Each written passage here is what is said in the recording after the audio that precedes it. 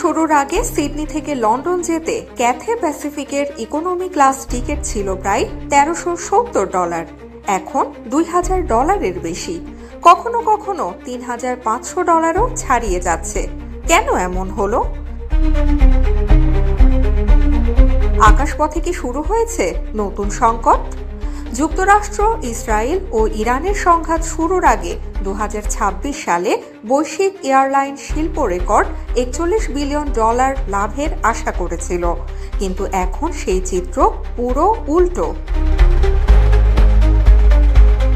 Jet ফুয়েলের দাম বেড়েছে ভয়াবহভাবে। International air transport অ্যাসোসিয়েশনের হিসাবে এশিয়ায় বেড়েছে প্রায় 112%। এই চাপ সামলাতে হিমশিম খাচ্ছে বিশ্বজুড়ে এয়ারলাইনগুলো। এয়ার নিউজিল্যান্ড এবং ভিয়েতনাম এয়ারলাইন্স অনেকেই ফ্লাইট কমাতে শুরু করেছে। কোরিয়ান এয়ার গেছে ইমার্জেন্সি ম্যানেজমেন্টে, আর ফিলিপাইনের প্রেসিডেন্ট পর্যন্ত বলছেন প্রয়োজনে বিমান গ্রাউন্ড করা যেতে পারে।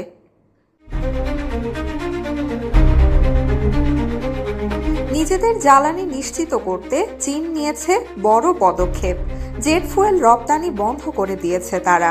একই সঙ্গে সুযোগও নিচ্ছে চীনের এয়ারলাইনগুলো।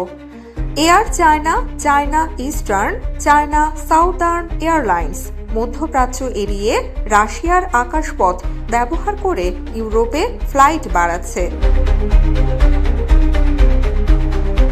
একই সময়ে এই তিনটি এয়ারলাইনের অপারেটিং খরচের 35 থেকে 38% এখন জ্বালানি। ফলে লাভ নয়, এখন মূল লক্ষ্য টিকে থাকা।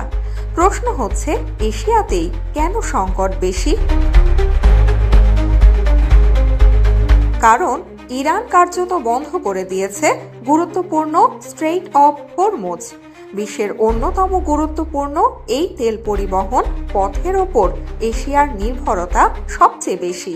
ফলে জ্বালানির দাম বাড়লেই প্রথম ধাক্কা লাগে এখানেই। ফলাফল, বিমানের ভাড়া বাড়ছে, ফ্লাইট কমছে, আর অনিশ্চয়তায় বাড়ছে পুরো এভিয়েশন খাতে।